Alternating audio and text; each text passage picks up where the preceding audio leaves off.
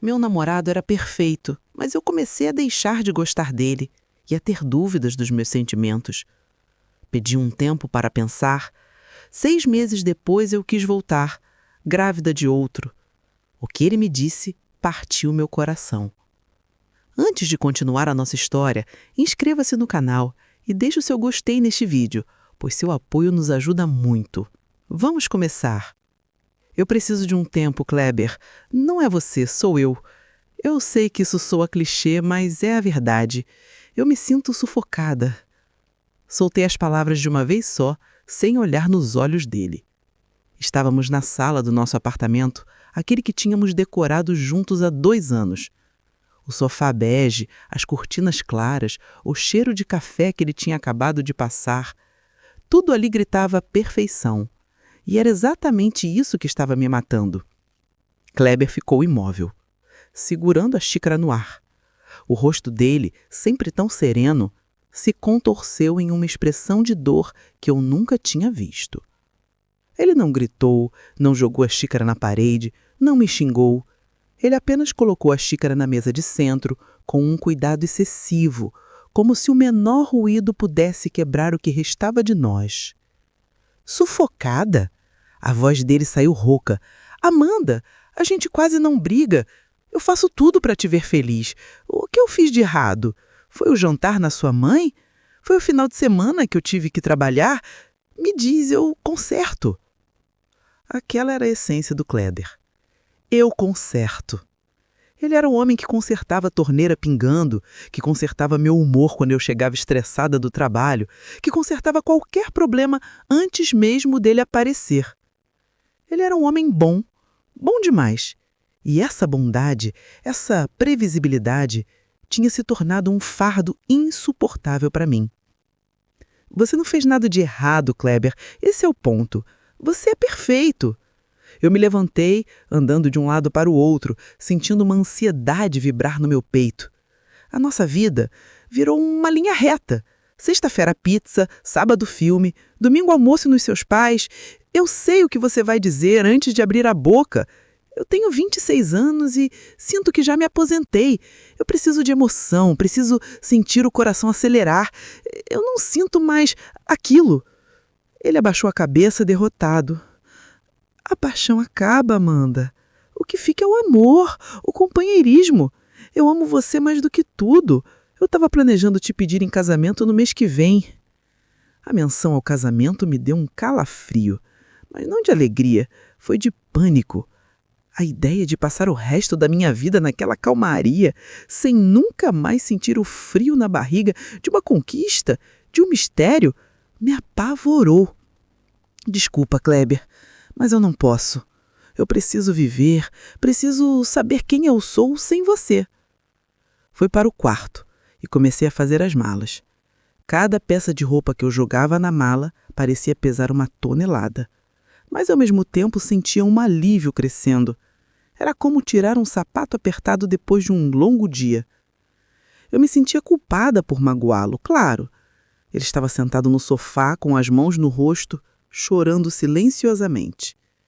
Ver um homem daquele tamanho, tão seguro e sereno, desmoronar por minha causa, mexeu com meu ego, mas não o suficiente para me fazer ficar.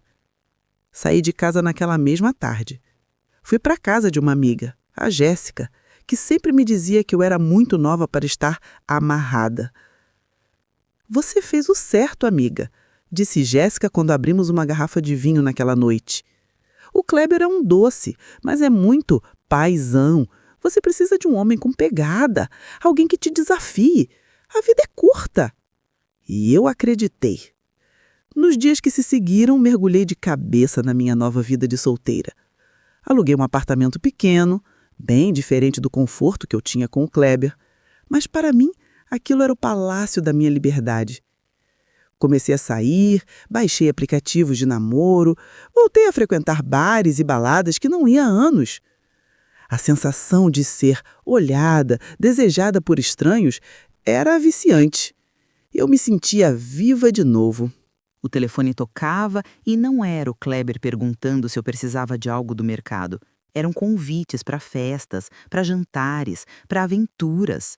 Kleber me mandou mensagens nas primeiras semanas, mensagens longas, respeitosas, dizendo que me amava, que esperaria o meu tempo, que a porta estaria sempre aberta. Eu lia e sentia uma pontada de pena, mas respondia de forma seca: "Preciso ficar sozinha. Por favor, respeite." Com o tempo ele parou de escrever, e eu achei que aquilo era o sinal de que eu tinha vencido, de que tinha me livrado das amarras. Eu olhava para os casais na rua, andando de mãos dadas, com aquela cara de tédio, e pensava: Deus me livre voltar a ser isso. Eu queria o fogo, a incerteza, o jogo da conquista, e eu encontrei. Ou achei que tinha encontrado. Conheci o Ricardo numa festa, cerca de 2 meses depois do término.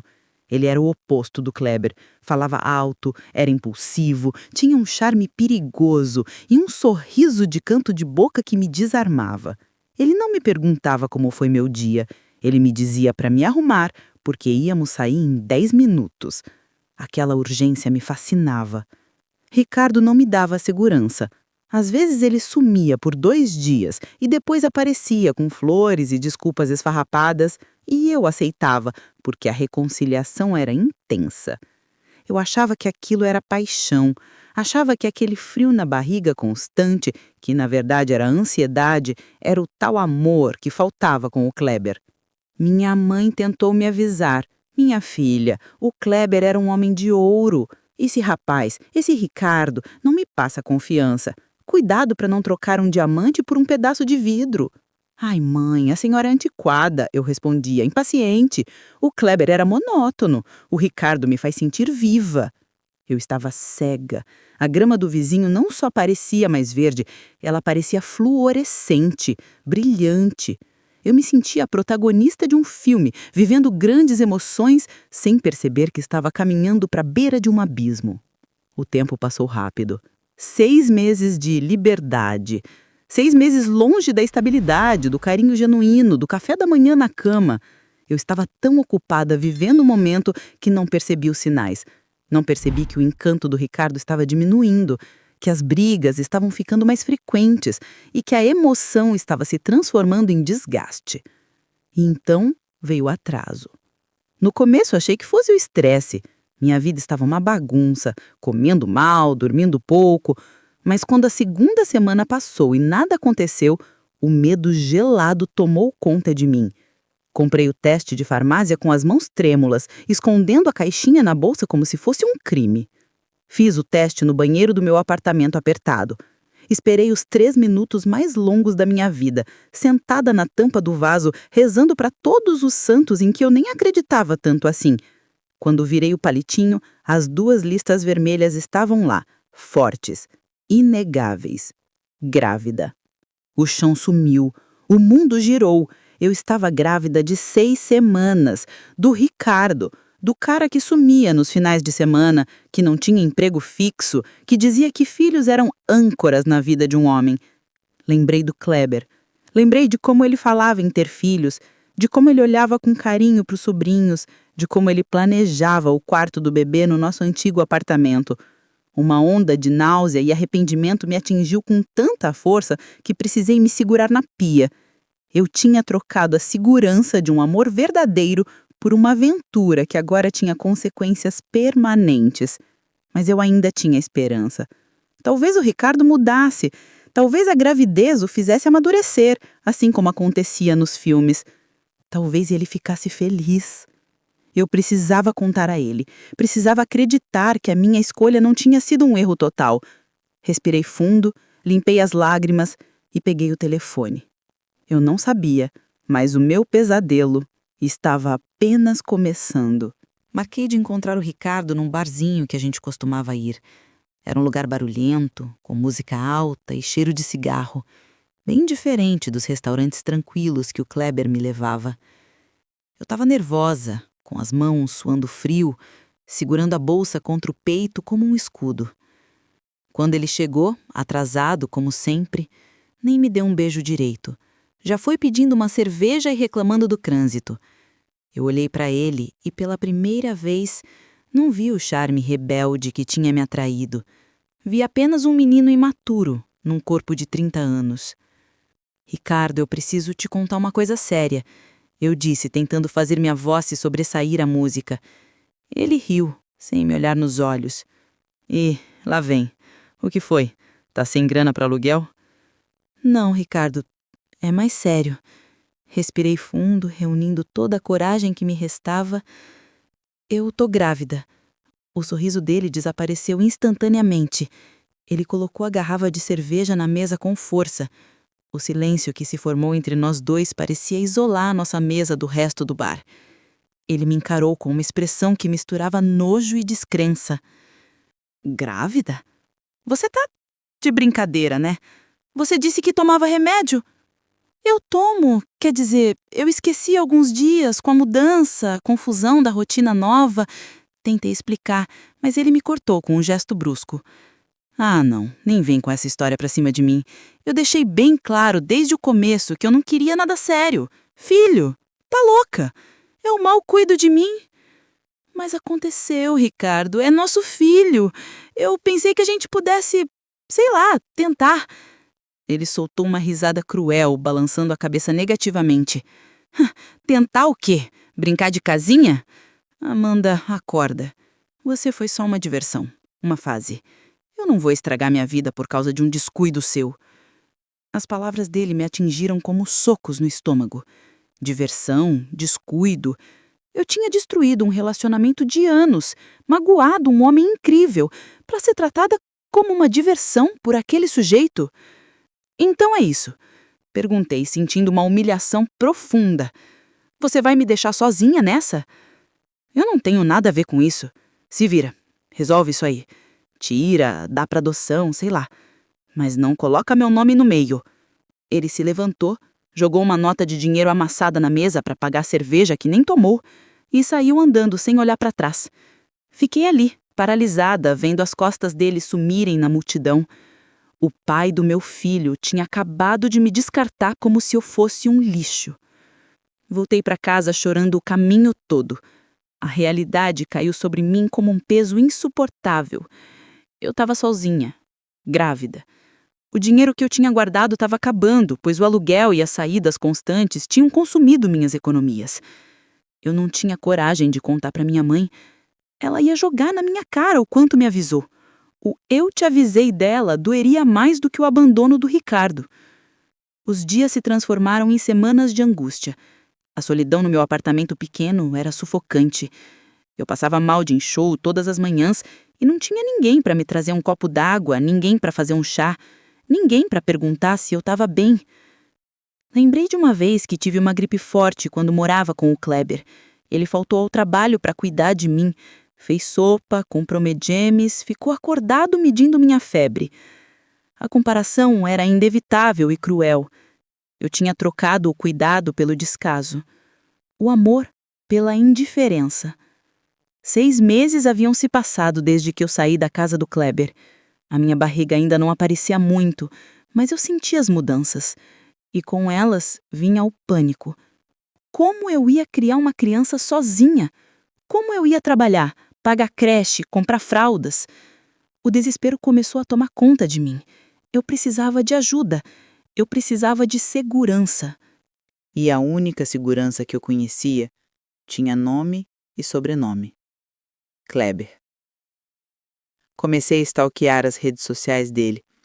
Ele não postava muito, mas vi uma foto recente num churrasco de amigos. Ele parecia triste. O sorriso não chegava aos olhos. Aquilo acendeu uma chama de esperança egoísta dentro de mim. Ele ainda sofria por mim. Ele ainda me amava. A ideia brotou na minha mente, perigosa e tentadora. E se eu voltasse? O Kleber sempre disse que me amava incondicionalmente. Ele sempre quis ser pai. Será que o amor dele era grande o suficiente para perdoar a minha traição emocional e aceitar um filho que não era dele? Era um risco enorme.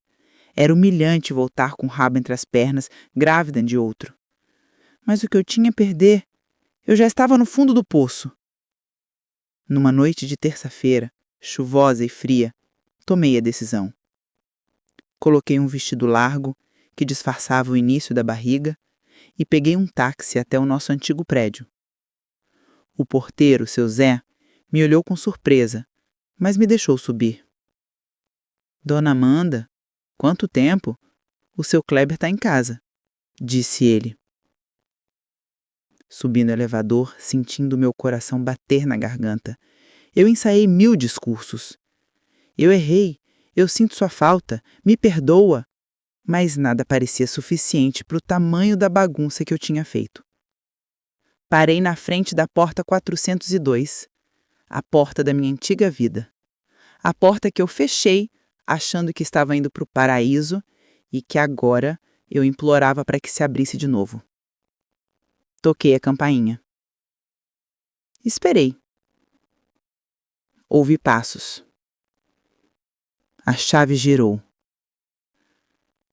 A porta se abriu e lá estava ele. Kleber. Ele usava uma camiseta velha de banda e calça de moletom. O cheiro da casa dele, amaciante café, me invadiu e me fez querer chorar na hora. Ele arregalou os olhos quando me viu. Amanda? Oi, Kleber. Minha voz falhou. Posso entrar? A gente precisa conversar. Ele hesitou um segundo. Vi a mágoa nos olhos dele, a dor que eu causei. Mas vi também o amor, aquele amor teimoso, bobo, que ele sentia por mim. Ele deu um passo para o lado. Entra. Entrei e sentei no sofá bege, o mesmo sofá onde eu tinha terminado com ele 6 meses atrás. Ele sentou na poltrona à frente, tenso. O que aconteceu? Você tá pálida? Tá mais magra? A preocupação na voz dele era genuína. Mesmo depois de tudo, ele ainda se importava. Aquilo me quebrou. Comecei a chorar. Não foi teatro, foi desespero real. Kleber, eu fui uma idiota, a maior idiota do mundo. Eu achei que queria liberdade, que queria viver outras coisas, mas eu só encontrei vazio. Eu me arrependi no momento em que pisei fora daqui. Ele suspirou, passando a mão no rosto. Amanda, você me pediu um tempo. Você foi embora. Eu sofri muito. Não é assim de uma hora para outra. Eu sei que eu não tenho direito de pedir nada. Eu me joguei de joelhos no chão na frente dele, segurando as mãos dele. Mas eu tô desesperada, Kleber. Eu percebi que você é o homem da minha vida, que ninguém nunca vai me tratar como você me tratou. Ele olhou para mim confuso e balançado. Por que você voltou agora? Aconteceu alguma coisa? Era a hora da verdade. Eu não podia mentir, não sobre isso. Respirei fundo, soluçando. Aconteceu. Olhei nos olhos dele, rezando por um milagre. Eu me envolvi com uma pessoa. Não significou nada, foi um erro terrível. Mas eu tô grávida, Kleber. Ele puxou as mãos das minhas como se tivesse levado um choque. O rosto dele perdeu a cor. Grávida? De outro? Sim, abaixei a cabeça, chorando copiosamente. Ele me abandonou. Ele não quer saber da criança. Eu tô sozinha, sem dinheiro, sem rumo. Eu sei que é pedir demais, eu sei que é loucura, mas eu precisava te ver. Eu precisava saber se ainda existe algum lugar para mim na sua vida. O silêncio na sala foi ensurdecedor. Eu ouvi apenas o barulho da chuva lá fora e a minha própria respiração descampaçada. Kleber se levantou e foi até a janela, de costas para mim. Ele ficou lá por minutos que pareceram horas. Eu imaginava o que passava na cabeça dele, a raiva, o orgulho ferido, a decepção. Eu esperava que ele me expulsasse, que ele gritasse que eu era uma aproveitadora, que só voltei porque estava com o pacote. Eu merecia ouvir tudo isso. Preparei-me para levantar e ir embora, aceitando o meu destino miserável. Mas então ele se virou, e a expressão no rosto dele não era de ódio. Era de uma calma assustadora, uma resignação profunda que eu não conseguia decifrar. "Você está sozinha?" Ele perguntou a voz baixa. "Estou, completamente." Ele caminhou até mim, devagar. Eu encolhi os ombros, com medo. Ele parou na minha frente, estendeu a mão e me ajudou a levantar do chão. "Kleber", tentei falar. "Shh." Ele colocou o dedo nos meus lábios. "Você sabe que eu sempre quis ser pai, Amanda." Eu o encarei sem entender. O que ele estava dizendo? Ele colocou a mão, quente e grande, sobre a minha barriga, ainda discreta. "Essa criança não tem culpa dos nossos erros. E você é a mulher da minha vida, mesmo que tenha se perdido no caminho. Você está dizendo que..." Eu não conseguia terminar a frase. "Eu estou dizendo que eu aceito." Ele me olhou com uma intensidade que me arrepiou. "Eu aceito você de volta. E eu aceito essa criança. Eu vou ser o pai que ele não quis ser." Eu desabei nos braços dele, chorando de alívio e gratidão. Eu não merecia aquilo. Eu sabia que não merecia. Mas naquele momento, abraçada à segurança que eu tanto desprezei, eu jurei para mim mesma que passaria o resto da vida compensando aquele homem. Mal sabia eu que aquele sim não era apenas um ato de amor. Era o início de uma dívida emocional que eu pagaria muito caro no futuro. A volta para o apartamento do Kleber foi como entrar num sonho do qual eu tinha medo de acordar. Eu esperava lá no fundo que a qualquer momento ele fosse jogar na minha cara o que eu fiz. Esperava que numa briga por toalha molhada em cima da cama ele gritasse: "Pelo menos o filho não é meu." Eu vivia pisando em ovos nas primeiras semanas, tensa, esperando o golpe. Mas o golpe não veio. Pelo contrário, o que veio foi um amor avassalador, uma dedicação que eu jamais tinha visto, nem nos tempos em que namorávamos antes. Kleber não apenas aceitou a gravidez, ele a abraçou, ele ia a todas as consultas do pré-natal. Segurava minha mão durante os ultrassons e chorava quando ouvia o coraçãozinho bater. O médico, o Dr. Arnaldo, nem desconfiava que aquele homem emocionado não era o pai biológico, e Kleber nunca o corrigiu. Para o mundo, para a sociedade e para nós dois, ele era o pai.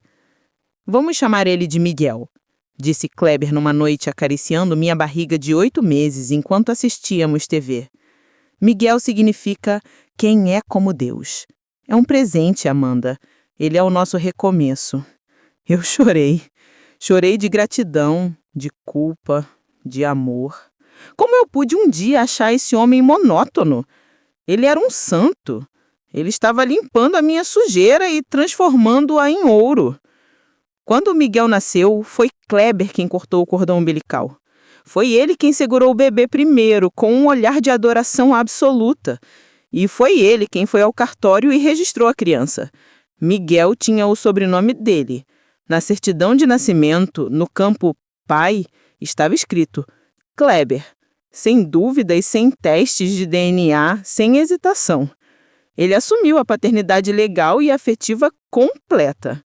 O Ricardo, o pai biológico, era apenas um fantasma, uma lembrança ruim que nunca mais apareceu. Os anos seguintes foram, sem exagero, os melhores da minha vida. Kleber insistiu que eu não precisava voltar a trabalhar logo. "Fica com Miguel, amor. Essa fase passa rápido. Eu seguro as pontas aqui. Quero que você aproveite a maternidade. Que tenha tempo para você e para ele. Não se preocupa com dinheiro." E eu aceitei. Aos poucos, larguei meu emprego de vendedora para virar do lar. Eu cuidava da casa, cuidava do Miguel, cuidava do Kleber. Minha vida girava em torno deles. Eu me tornei totalmente dependente dele, financeiramente e emocionalmente. Ele pagava tudo: o plano de saúde, a escola do Miguel, minhas roupas, o supermercado. Eu não tinha nem conta bancária mais. Usava o cartão adicional dele. Mas aquilo não parecia uma prisão. Parecia um castelo. Eu me sentia protegida. O mundo lá fora era cruel. Eu tinha provado dessa crueldade quando o Ricardo me abandonou. Mas ali dentro, com o Kleber, eu estava segura. Ele era o marido perfeito. Trazia flores toda sexta-feira, me levava para jantar, elogiava minha comida, mesmo que eu queimasse o arroz. E com o Miguel ele era incrível. Ensinou o menino a andar de bicicleta, li histórias todas as noites. Era o herói do meu filho. Miguel não sabia que Kleber não era seu pai de sangue. E, honestamente, nem eu lembrava mais.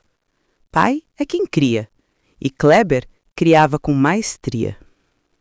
Eu recuperei minha autoestima. O Kleber me fazia sentir a mulher mais desejada do mundo. Aquela Amanda que queria emoção e aventura parecia uma adolescente tola que morreu. Agora eu era uma mulher madura, que valorizava a paz. Eu não sei o que seria de mim sem você, Kleber. Eu dizia frequentemente abraçada a ele na cama. Eu nunca vai precisar saber, meu amor. Eu estou aqui. Sempre. Ele respondia, beijando minha testa. 5 anos se passaram. 5 anos de uma felicidade que parecia blindada.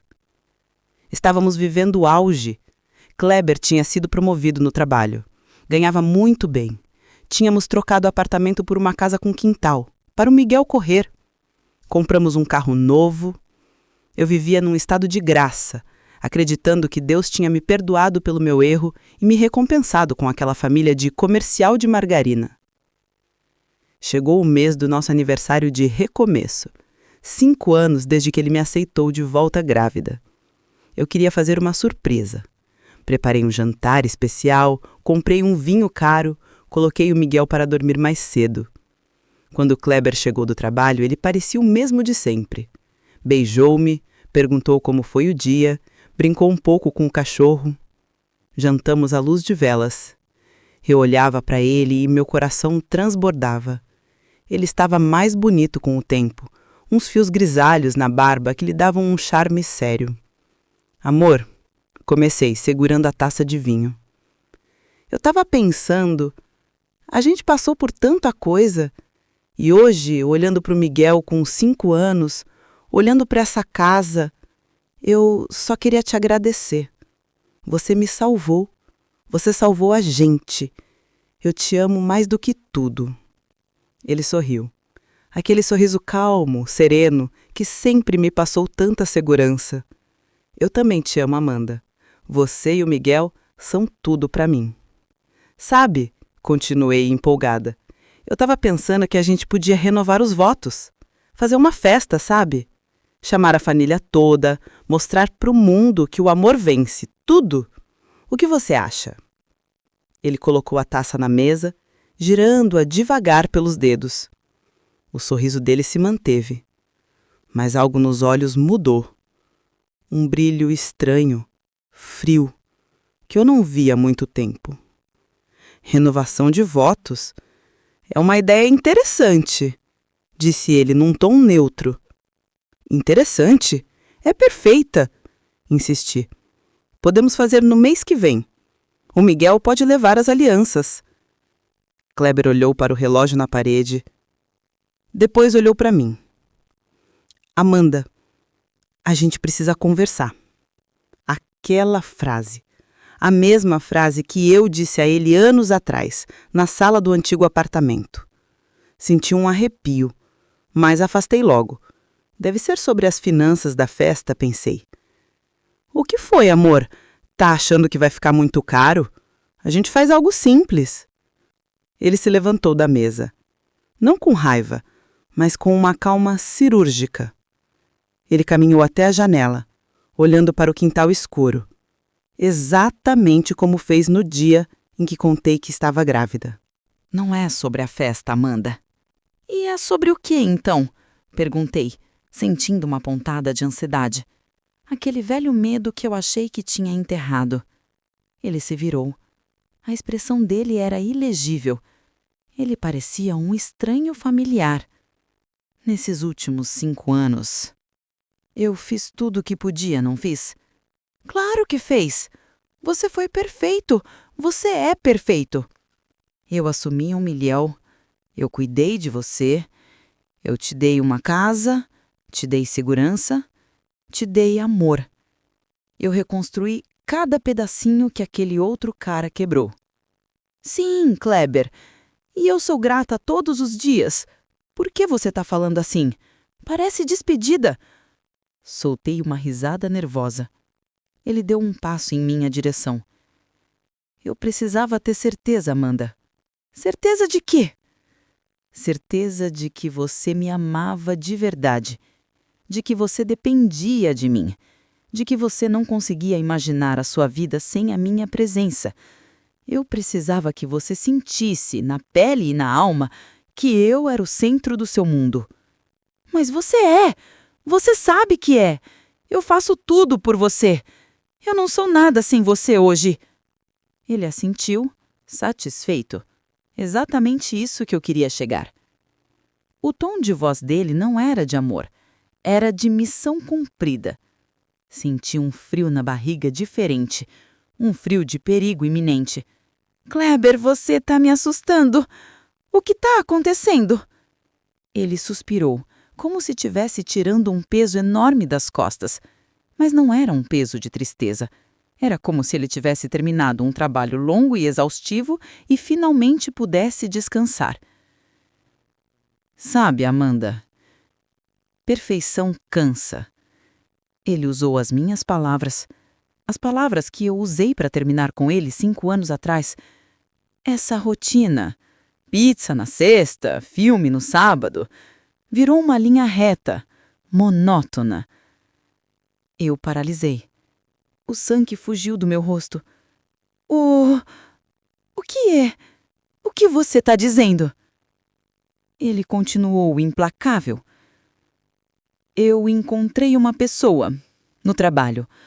Ela é jovem, cheia de vida. Ela me traz emoção. Aquele frio na barriga que eu não sinto mais com você. Não podia ser. Aquilo era um pesadelo. Ele estava repetindo o meu discurso, palavra por palavra. Você tá brincando, né? Minha voz saiu num guincho.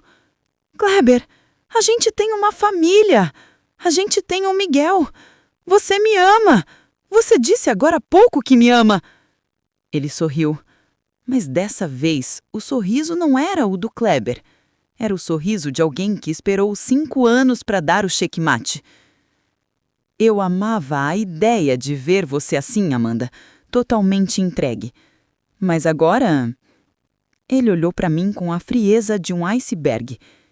Eu estava diante do abismo novamente, mas dessa vez a queda seria muito maior, porque ele tinha me levado até o topo da montanha só para me empurrar. O que você disse? Minha voz saiu trêmula, um sussurro que parecia rasgar a minha garganta. Kleber continuava parado ali, no meio da sala de jantar, com a mesma postura ereta e tranquila de sempre.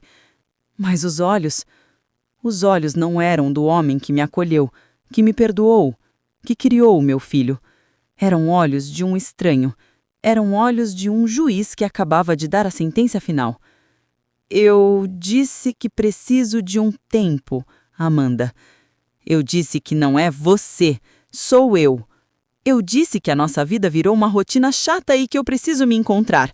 Não foi exatamente isso que você me disse naquela tarde, 5 anos e meio atrás?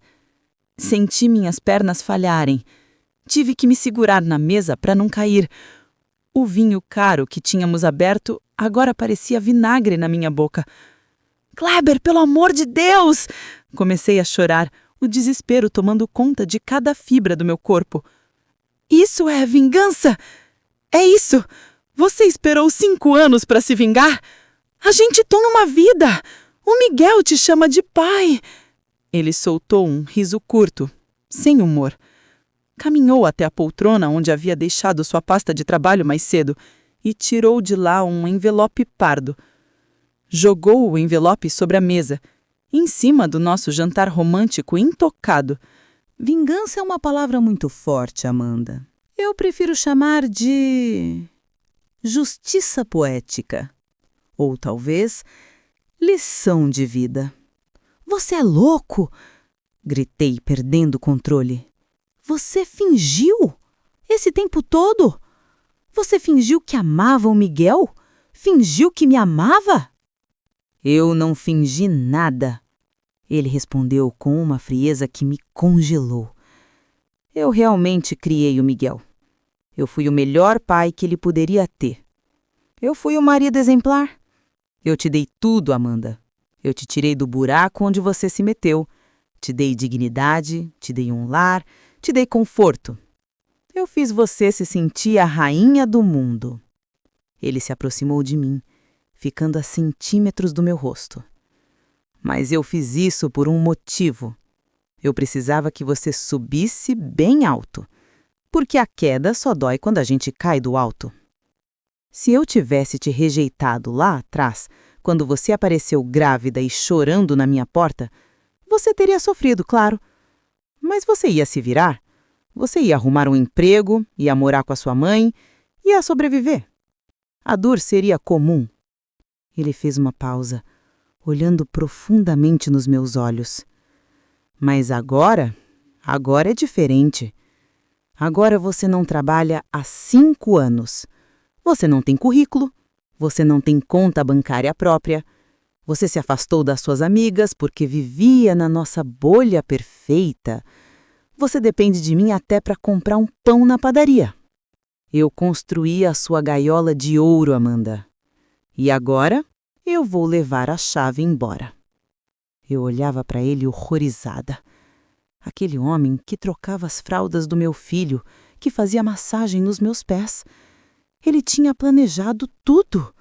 Cada eu te amo, cada presente, cada gesto de carinho era um tijolo na parede da minha prisão. E a outra mulher? Perguntei, sentindo o gosto amargo da traição. Ela existe mesmo ou é só para me ferir? Ela existe. Ele ajeitou o colarinho da camisa. Chama-se Bianca. Tem 25 anos, a mesma idade que você tinha quando achou que eu era velho e chato demais para você. Ela me admira. Ela acha que eu sou o máximo. E sabe o que é melhor? Ela não tem um ex-namorado bagunçado e um filho de outro homem na bagagem. Aquilo foi o golpe final. Senti como se ele tivesse enfiado uma faca no meu peito e girado. E o Miguel? Sussurrei, chorando copiosamente. Como você pode fazer isso com ele? Ele te ama. Ele não tem culpa do que eu fiz. Pela primeira vez, a máscara de frieza dele trincou levemente. Ele desviou o olhar. O Miguel é um bom menino. E legalmente, ele é meu filho. Eu registrei. Não sou um monstro, Amanda. Não vou deixar vocês passarem fome. O meu advogado vai entrar em contato amanhã. Vou pagar a pensão alimentícia que a lei manda. Nada mais, nada menos. O teto sobre a cabeça e a comida na mesa, ele vai ter. Ele voltou a me encarar, duro novamente. Mas pai presente, pai que brinca, pai que ensina a andar de bicicleta. Esse pai foi embora hoje. Assim como a mãe de família que você fingiu ser foi embora há 5 anos atrás em busca de aventura. Agora você vai ter que explicar para ele por que o papai saiu de casa. Talvez você possa dizer a verdade, que a mamãe ensinou o papai que quando o amor fica monótono, a gente tem o direito de ir embora buscar emoção. Você é um monstro! Solucei. Não, Amanda. Eu sou um aluno. E você foi uma ótima professora. Ele foi até o quarto. Eu não fui atrás. Não tinha forças. Ouvi o barulho de malas sendo fechadas. Ele já devia ter deixado tudo pronto enquanto eu preparava o jantar surpresa. Que ironia! Minutos depois, ele voltou para a sala com 2 malas grandes. Parou na porta de entrada. A mesma porta que ele abriu para mim naquela noite chuvosa. A casa está no meu nome, disse ele sem olhar para trás. O advogado vai te explicar os prazos. Você vai ter um tempo para sair. Aproveite esse tempo. Pense. Reflita. Kleber, não faz isso. Tentei uma última súplica num fio de voz. Eu te amo. Ele abriu a porta. O vento da noite entrou frio e cortante. Eu sei que ama. Agora ama, porque agora você precisa. Mas amar quando se precisa é fácil. O difícil é amar quando se tem opções. E eu fiz a minha escolha. Ele saiu e bateu à porta. O som ecoou pela casa grande e vazia como um tiro. Ouvi o motor do carro ligando, o carro que estava no nome dele, e se afastando. Fiquei sozinha. O silêncio da casa era assustador. Olhei para o jantar na mesa. As velas tinham derretido, transformando-se em poças de cera deformadas. Mamãe? Uma vozinha sonolenta veio do corredor. Limpei o rosto rapidamente, engolindo o choro, e me virei. Miguel estava lá, de pijama, esfregando os olhos, segurando seu ursinho de pelúcia. O papai chegou? Eu ouvi a voz dele. Ele trouxe meu chocolate? Olhar para o meu filho naquele momento foi a maior dor que já senti. Ele tinha o brilho nos olhos de quem se sente amado e seguro. Uma segurança que eu acabei de perder. Uma segurança que foi roubada dele por causa dos meus erros do passado e da vingança do homem que ele chamava de pai. O papai... Minha voz falhou. Tentei sorrir, mas deve ter parecido uma careta de dor. O papai teve que viajar, filho, a trabalho. Vai demorar? Perguntou ele. Vai, meu amor. Vai demorar muito. Abracei meu filho ali, no meio da sala, chorando baixinho no ombro dele para que ele não percebesse. A ficha caiu com todo o peso do mundo. Eu estava exatamente onde o Ricardo me deixou anos atrás, sozinha, com uma criança, sem parceiro, mas agora era pior. Agora eu tinha 30 e poucos anos. Não tinha carreira, pois abandonei tudo para ser a esposa perfeita. Não tinha casa, pois essa seria vendida. Não tinha dinheiro guardado. E pior de tudo, eu tinha conhecido o que era ser amada e cuidada de verdade. E eu mesma destruí isso. O Kleber não apenas me abandonou, ele me devolveu ao meu ponto de partida, mas me deixou mais velha, mais pobre e mais quebrada. Ele me fez provar do meu próprio veneno, mas esperou a dose ser letal. Eu olhei para a janela escura, vendo meu reflexo no vidro, uma mulher derrotada. A vingança dele foi perfeita. Ele não gritou, não bateu, não fez escândalo. Ele apenas me deu o que eu pedi, tempo e emoção. E agora eu tinha todo o tempo do mundo para chorar e toda a emoção terrível de não saber como vou colocar comida na mesa no mês que vem. A grama do vizinho nunca foi mais verde, e agora a minha grama estava morta.